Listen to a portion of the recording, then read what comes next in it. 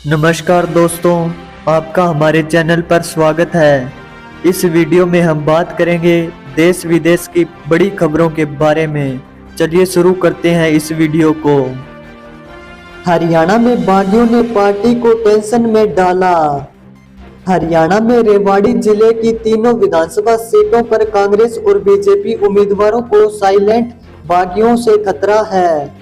कोसली में कांग्रेस उम्मीदवार जगदीश यादव और बीजेपी उम्मीदवार अनिल के अलावा बाबल में बीजेपी उम्मीदवार डॉक्टर कृष्ण कुमार और रेवाड़ी से बीजेपी उम्मीदवार लक्ष्मण सिंह यादव के सामने बागियों से निपटना चुनौती है। कुछ बागी पार्टी छोड़े निर्दलीय मैदान में उतार चुके हैं, लेकिन चार बड़े चेहरे राम यदवेंद्र, विक्रम ठाकेदार, रणधीर सिंह और डॉक्टर बनवारी लाल ने ना पार्टी छोड़ी और ना ही प्रत्याशी के समर्थन में दिख रहे हैं। करनाल कांग्रेस उम्मीदवार की डैमेज कंट्रोल कोशिश। हरियाणा के गरोंडा विधानसभा में बीजेपी और कांग्रेस के बीच आमने सामने की टक्कर होने जा रही है।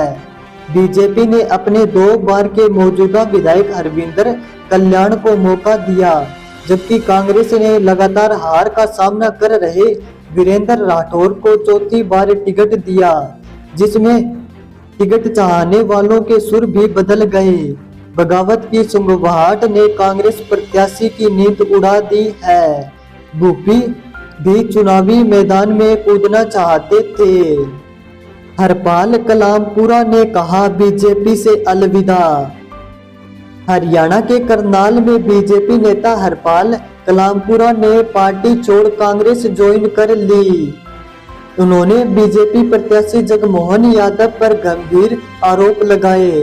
कलामपुरा का आरोप है कि बीजेपी ने पार्टी का बड़ा गर्क करने वाला प्रत्याशी करनाल को दिया है।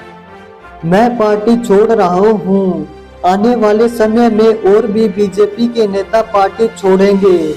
इसके बाद सैकड़ों कार्यकर्ता जाएंगे और फिर बीजेपी का सर्वनाश होगा। अनिल विज ने हरियाणा सीएम कुर्सी पर दावा ठोका।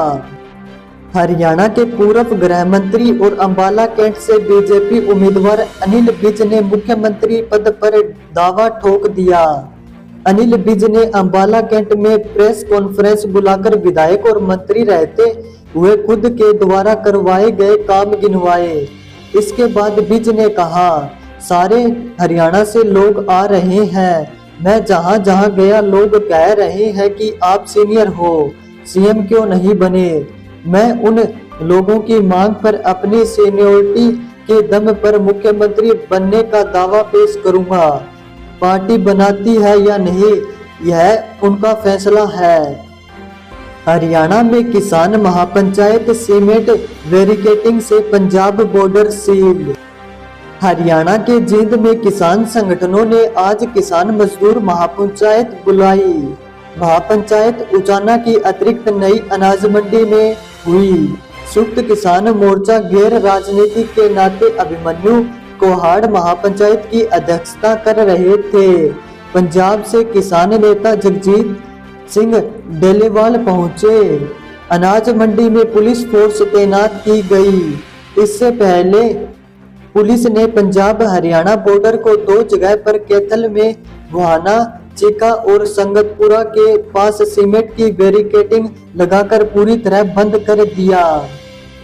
हरियाणा के 10 शहरों में बारिश का अलर्ट। हरियाणा के 10 जिलों में मौसम विभाग ने बारिश का अलर्ट जारी किया।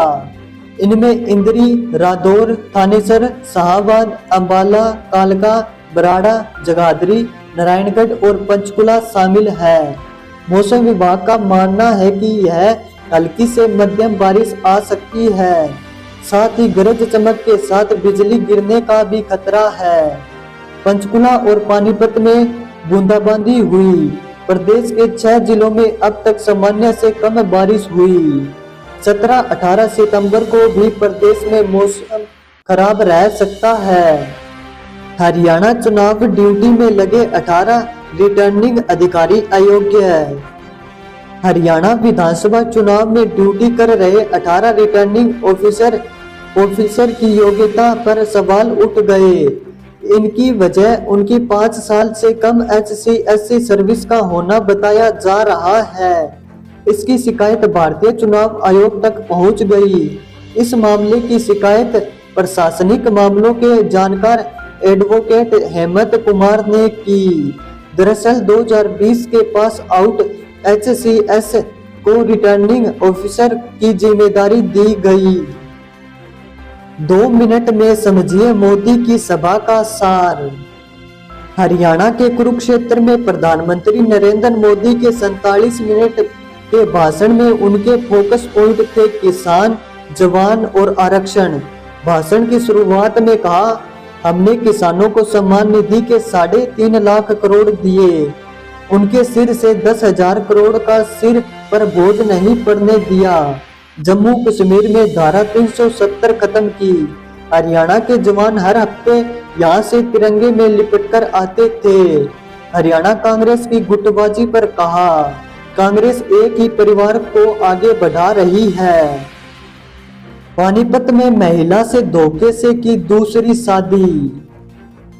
हरियाणा के पानीपत शहर की रहने वाली एक महिला की दूसरी शादी भी अब टूटने के कगार पर है। दरअसल उसके पति की भी दूसरी शादी हुई है, लेकिन उसने अपनी पहली पत्नी को मृत बताया था, लेकिन वह जिंदा है और तलाकशुदा है। आरोपी पति के पहली पत्नी के 2 बेटे भी हैं। महिला का आरोप है कि पति ने दूसरी शादी तोड़ने के लिए झूठे तथ्यों के आधार पर तलाक केस डाला है। सोनीपत में अशोक तंवर के बोल बिगड़े। हरियाणा के सोनीपत पहुंचे बीजेपी नेता एवं पूर्व सांसद अशोक तंवर ने भाषण के दौरान कांग्रेस पर चिढ़ाकशी की और उनके बोल बिगड़ते हुए नजर आए। तंवर ने कहा कि कांग्रेस किसानों का मीठा मीठा खून पीने वाली पार्टी है।